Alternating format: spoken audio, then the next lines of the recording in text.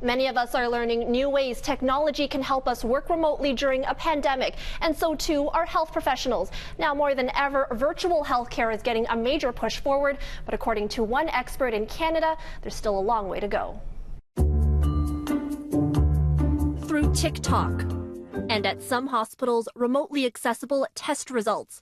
During the COVID-19 pandemic, healthcare professionals are using technology to communicate with the public and patients remotely, a vitally important tool as all of us around the globe are being told to stay home and to practice social distancing. It's all part of the larger umbrella of virtual healthcare and something more doctors want to see employed to protect patients and frontline staff. We've seen, even in this COVID pandemic, people who are healthcare workers who have had medical conditions dying as a result of taking care of patients. Dr. Sasha Bhatia says the ability to see a large portion of his cardiac patients remotely has been instrumental in minimizing their exposure to the virus. But he adds that Ontario has made major steps towards supporting virtual care, including recently opening up the rules in billing, letting doctors bill for virtual visits more similarly to how they would bill for in-person. So combine the absolute need of the pandemic with changes in the billing codes has meant that I think you've started to see a revolution happen in Canada around virtual care. And I'm not sure, to be honest, that's going to change.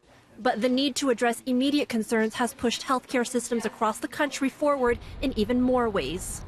To help reduce the volume at assessment centres and filter out those who don't need to be there, many provinces, including Ontario, have launched online self-assessment tools, interactive questionnaires that give you advice and next steps based on a set of criteria. Bhatia believes at this point other countries are still far ahead of us in taking full advantage of virtual care, but technology is quickly responding to the needs of the healthcare system. In Korea and in some of the Asian countries, they used WhatsApp text message to be able to message people with COVID-19 who were positive. I don't think we're doing that as much as we could. I think we've seen our whole society change in response to this pandemic. So nothing would surprise me at this point in time. The future is sooner than we think. In Toronto, Natividad, CityNews.